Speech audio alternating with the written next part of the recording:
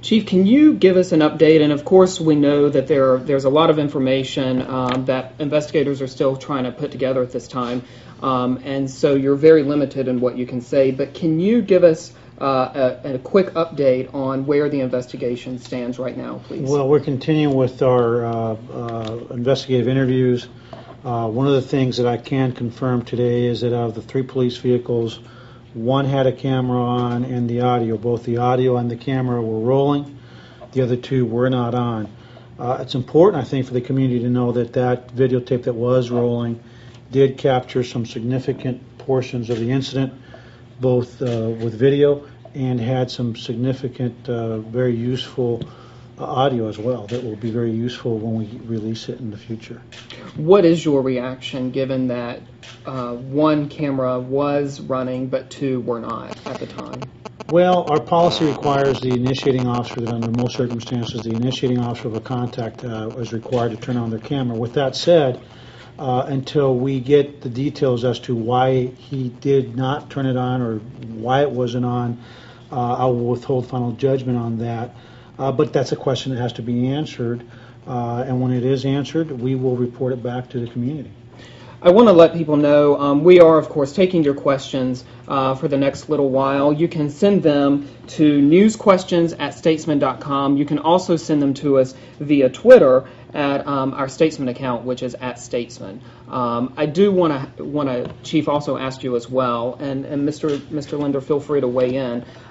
Can you explain the conversation at the scene that went on between the department and the medical examiner's office? I know there have been a lot of people who were concerned at the length of time that the body of Mr. Sanders was out at the scene. Yeah, I can tell you that I personally was concerned, and Mr. Linder was there as well.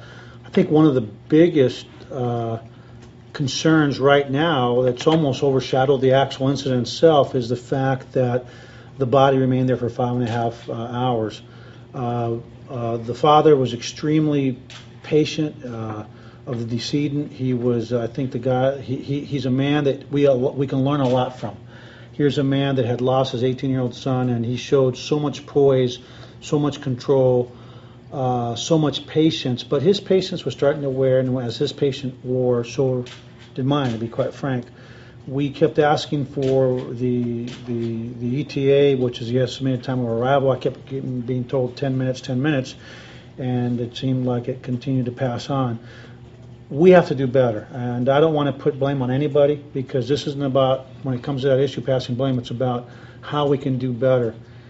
What I explained to the father at the scene, and I think the community needs to know, is that when we take a life, we have to be thorough in investigation, but we have to be respectful of the community, and also respectful of the person that was laying there deceased at the scene. So I think moving forward there's some lessons to be learned, and quite frankly, because we don't have that many uses of deadly force. I mean, we've had some in the last few years that have been controversial, but if you really take into consideration the size of the city, the size of the department, the number of contacts, and put that into context, I'm happy to say that we don't have to have these conversations as frequent as other cities, and so there is room for improvement there. Chief, do you know the exact time that your investigators made the initial contact with the medical examiner's office? No. And what their arrival time actually was? I don't have that. I don't have the details yet in terms of a timeline. Anytime we have a major incident like this, we debrief it. We debrief it from all aspects, from EMS, from fire, from police, from the medical examiner. And what I have asked my staff is to recreate a timeline for every critical aspect of that incident yesterday, because I want to get the information first, and then I want to meet with my folks internally and with our partners to see where can we do better, because I think we need to do a little better. Mr. Linder, that I know the fact that that the body was at the scene for 5.5 to 6 hours. How much do you think that contributed to the high tension that was at the scene? I think it played an enormous role in people being negative, being concerned, feeling like they were not being treated properly. In fact, it brought back memories of Spirit King in 2002. We had the same problem. The body lay uncovered properly. There was a long period of time, no communication. I think it was the same type situation. But that's only one factor. I think beyond that, you've got a hot situation, whether it's repressive. A lot of folks are who want questions, and we don't have answers that fast. So I think even beyond that, that it's a matter of not talking and saying too much, but at the same time, being respectful and maybe just listening more. I think a lot of things were said under the weather, the pressure, that maybe shouldn't have been said, because in reality, we don't have answers that fast. And I think when you listen to people and not debate them or combat them, it might be a better tactic in terms of crowd control, even from our standpoint. But back to the rival medical examiner, I just think that there has to be a better process of communication between the city and the county, and knowing that in the black community, that this is a pattern here of them being late and not being on time, and we're going to have to address that and fix that problem as soon as possible. I want to remind people that for the next little while, you can send questions to us at newsquestions@statesman.com. You can also send them through our Statesman Twitter account @Statesman. We've got a question here from Shirley Lee, who asked specifically about why the officers did not use tasers yesterday. Chief, I know that you are very limited in what you might want to say about that, but can you talk generally about taser use versus deadly force use and what the department policy is about that? Well, when firearms are involved and a suspect has a weapon that is a deadly weapon, such as a firearm, more often than not, more than likely, the officer is going to resort to deadly force. Tasers are a tool that we do use, but you don't necessarily use them when a person has a weapon and is going for a weapon or drawing a weapon, because you're using non-lethal force against lethal force. It's a situation where could there be instances where it may be used? Potentially, yes, but we have to look at each incident independently, and we have to base everything on the totality of the facts. Another reader by the name of Gloria had a question, Chief, about cameras, since that does seem to be an issue in this particular shooting. The question is, how long are videotapes maintained, and what kind of inspection process do you guys have in place to ensure that officers are documenting their stops, recording their stops? Well, we maintain in a case like this through adjudication. I mean, this tape will be there forever. Our sergeants on a regular basis do go out and audit videotapes to review, to make sure that the officers are following policy and procedure. And if my memory serves me right, we keep them actually for 90 days or 6 months. I don't remember off the top of my head. We do have a concern, though, that we've already been working on, and that is we have a very antiquated system. We have VHS technology, which I think is a travesty that we're still using VHS in a digital world. I would like to see us, and we've been looking for, we're aggressively seeking funding to actually upgrade our technology to the best of the best. We want to have digital technology where maybe if we had the digital technology, we might have that camera rolling all the time, where there will be no reason other than malfunction, because we'll be able to store the data. We're at a point where our VHS tapes aren't even being made by any company except one factory left in China. Is the only one we're aware of. And when that goes, we're going to be behind the 8 ball. So right now, we're aggressively pursuing an upgrade to our entire system so we don't have to go down this. Can I address the previous question, Tony? When you're talking about deadly force or any kind of force, you first got to establish what is the actual risk.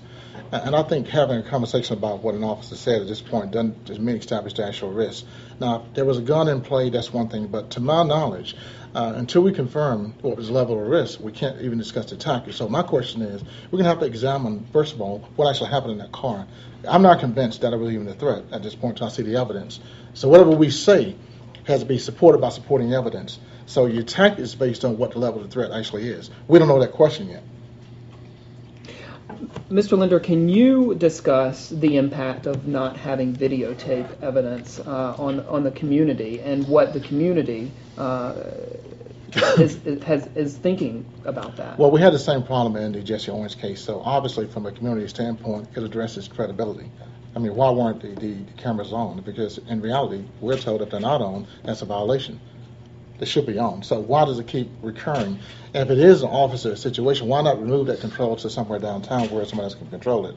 That's what they're thinking. The other thing is there's already distrust.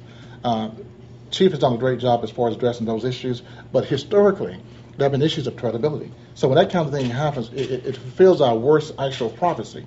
We're going to have to address that, fix that, but more importantly, just be frank with people.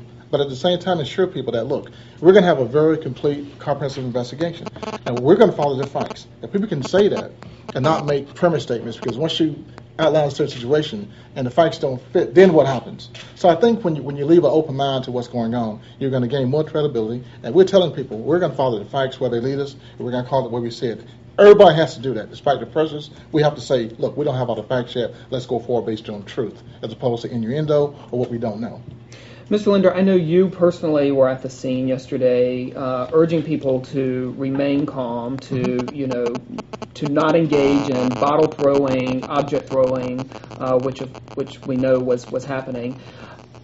I guess my question is, how did you decide on your approach yesterday once you went to the scene? How did you know, or how did you come to decide to urge calm and to ask people to not rush to judgment and to withhold, some sort of... Well, when I got there, I saw competing factions. Some folks are very positive, saying good things. Some folks are actually agitators. And I felt it was very important to let people know that we were there to assist, and that in a bad situation, when you're encouraging folks to act out, it can only be worse. But also understand that from a sociological standpoint, in a trial like that, when people are saying things that are negative, it's going to increase. It's going to become a rumor, and pretty soon it's out of control. My goal was to let them know, look, I'm here, I'm taking a risk. Something bad happened today, we understand what you're saying, but it's going to take time for us to work this out. In the meantime, why risk innocent lives? Why create a bad situation? Why show the press that you're out of control? Because in reality, their behavior becomes also a self-fulfilling prophecy. So I got involved, let them know that we were there to help, so was achieved, and that in the final analysis, you have a lot of professionals there who hopefully will have the time to gather all the facts and resolve the situation. But let's be honest about this. This is a social economic situation. The area has high unemployment, lack of social services. It's much bigger than the police. And at some point, we have to look at this from a cause, not an effect standpoint. No jobs, no investment, bad environment. How are we going to address those issues in the future? Because once again, if you got those kind of combustible factors in one area and something happens, that was the worst possible scenario yesterday, that environment. We're going to have to address it from twofold, the effects and also the origins of that kind of mentality based on the lack of social services and really anger and the lack of having proper respect in many cases. It's a big issue. Mr. Linder, I was talking to a veteran law enforcement officer today who said the fact that you appeared to be urging calm, or were in fact urging calm, indicated to this person at least that it seems as though there has been some goodwill built between you particularly and the Chief Acevedo, in the 2 years since he has been here. Did you feel that? I think it's more than goodwill. I think it's respect. And I think based on that, there's a certain kind of trust. Anytime you got a police officer and a community guy in the same environment like that, that in itself is absolutely remarkable. And I think certainly some folks will feed on that. But at the same time, once again, in those situations, you have anger, you have resentment from previous situations. That kind of took over. And our challenge is, how do we listen sometimes as opposed to just engaging? Because in reality, if folks are angry, you really can't debate the topic. You might want to listen. And I think at some point, also, you might want to have kind of a social approach to this situation where you have folks who are trained to listen, maybe just come in and maybe diffuse and disengage. And I think in the battle of the day, the heat, we really didn't do that. But we can always learn. Yeah. You can always learn. Chief, I guess first of all, what was your reaction yesterday, and then more importantly, how do you go forward? Well, first of all, I want to just say something about Nelson Linder. I studied this department very closely when I was trying to get the job, and I've met a lot of leaders in my professional career. I have never met a person that is more responsible, more measured, more tempered in his comments. Nelson, I've never heard him say, go out and burn the city. He says, we want answers, we want facts, we want respect. That is something that I think we all share in common. We all have those same hopes and dreams and aspirations, and I think demands. We all demand the same treatment. But when I saw him there yesterday, being there, I think that it's symbolic of the fact that at the end of the day, we have the same exact end goal. And that end goal is to create and work on an Austin where all points of views are brought to the table, everybody's point of view is considered, and and everybody's point of view is respected. And when you saw him out there being critical of the actions of folks, it shows that this is a man that calls them as he sees them. We may not agree all the time, but what I respect from him and he respect from me is that we say what we believe and we speak from the heart and from based on facts, not on public opinion. Because him criticizing some of the agitators yesterday may not be in his best interest, but he did so nonetheless because it was the right thing to do. And my reaction yesterday, I was glad to see him there. I was glad to see the city manager there. I was glad to see Marcotte and Michael McDonald there, because we are a part of that community. In terms of just listening, unfortunately, what happened was a lot of the folks were seeking us out. They wanted to hear what we had to say. We had to disengage a little bit. Mr. Linder, we have a reader question from a reader named Enrique, and this is, I'm sure, something that you have heard before. It is a sensitive issue, which is, what this reader says is that when an African American person is shot by police, that you're kind of quick to point out racial issues, racial problems, and yet sometimes we see people who have had previous encounters with police, who may have something of a criminal history. What do you make of that? The fact that, sometimes that is the case. Well, I was once 18, and all of us make mistakes. Even when you're doing criminal acts, you have rights. We have a thing called a constitution in this country. My job is to try to enforce that. And oftentimes, these things happen in a blink of an eye, and they require a lot of scrutiny and analysis. And when these people are shot and killed like that, young black men, let's face it, in many ways, society will look the other way. My job is to ensure that even if they're wrong, that they have a fair hearing. So we're trying to ensure a fair hearing as our Constitution requires. And in doing that, I don't mind the criticism, but I think in final analysis, we're a better city and a better country because we respect everybody, even those who don't matter in the eyes of other people. Mm-hmm. Chief, I know a lot of people don't understand the process going forward as maybe intimately as Mr. Linder or myself. Can you just talk to people about next steps? I'm assuming that this will be reviewed by a grand jury, as well as internal affairs, as well as criminal investigators within your department. Right. Right now we have, consistent with every single deadly use of force, we have 2 investigations ongoing. One is a administrative internal investigation that will look at all the procedures, policies, everything that you can imagine. And concurrent to that, we have a criminal investigation being conducted by the Special Investigations Unit, and assisting with them in that regard is also the District Attorney's Office that's working very closely with us. Upon conclusion of that investigation, it will be presented to the grand jury, and then they will make a decision as to whether or not it was a lawful shooting. Internally, we are working very carefully as well with the police monitor. I don't think we can overstate the role of the monitor. Cliff Brown is a monitor that I call to the scene. We bring him to the scene immediately. Actually, we call out community leaders as well to let them know what's going on after a shooting. And Cliff, from the onset, and his folks will be shadowing our people when it comes to interviews to ensure that the investigation is thorough, it's complete, and ensure that there is an impartial outside pair of eyes keeping an eye on our system, on our process. When it's all done, we will report back to the community, and we are hopeful. My goal is to complete this process within the 60 to 90 days, not drag it on for 6 months, which has been the case in the past. Mm-hmm. Mr. Linder, I know that you appealed to federal investigators several years ago for a civil rights investigation of previous deadly force encounters involving police, as well as policies and practices by the police. Have you or will you ask for a federal inquiry into this particular shooting? At this point, the answer is no, because we go through a process. We can't pre-pounce the process. You have to go through the investigative process, gather the facts, and then make an analysis.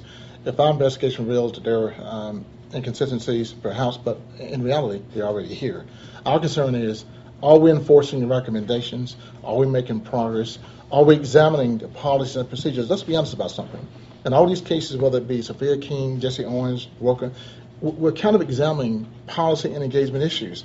We're told now that training is a response to resistance. If that's the case, we might want to say to these officers, I don't have all the facts, but if you're approaching a situation, there's nothing wrong with patience. Patience is virtue. So why not wait and take every precaution until you really establish that a threat exists? We're going to look at it from that standpoint and ensure if questions are not answered, we have alternatives. And I'll be very honest about that.